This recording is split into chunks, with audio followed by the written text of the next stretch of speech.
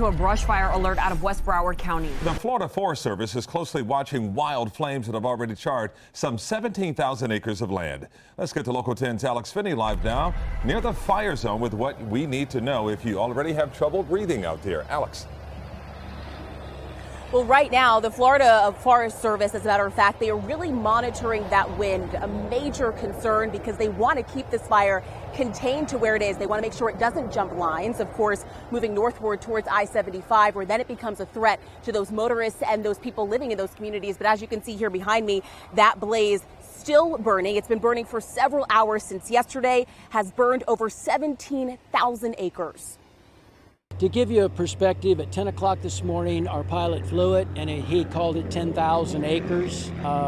He flew it an hour and a half later. It grew from 10,000 to 15,500. This fast-moving, massive wildfire still burning well into Monday. Right now, the risk sitting at a moderate level. The Florida Department of Environmental Protection predicts that it will stay that way, but that most certainly does not rule out risk, not even close. Those with asthma or respiratory issues are the most vulnerable. It's advised to limit the outdoors, of course, be on alert for coughing, shortness of breath, and irritation of the eyes and nose. A few very clear signs something is wrong.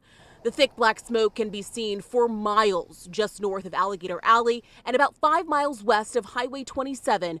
The Florida Forest Service says the humongous blaze has been burning since Sunday, believed to have been caused by a lightning strike. Smoke advisories have been posted along I-75, and the health threat to those in surrounding communities is crucial. Prescribed burns have been done out here, but the difference between a wildfire and a prescribed burn is it is done under controlled conditions. Today, we had a wildfire where the western component was pushing the smoke into the community, impacting Highway 27.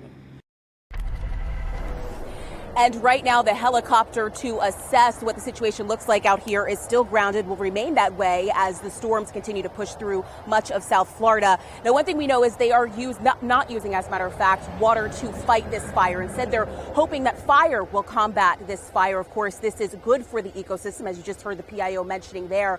But the number one priority right now is the surrounding communities, the people, and of course, those motorists. They're going to be monitoring this situation, this fire, very, very closely. And of course, we will be back with you in a little bit to give you another live update. But for now, we are live in the Everglades. Alex Finney, Local 10 News. If you have respiratory problems, be aware.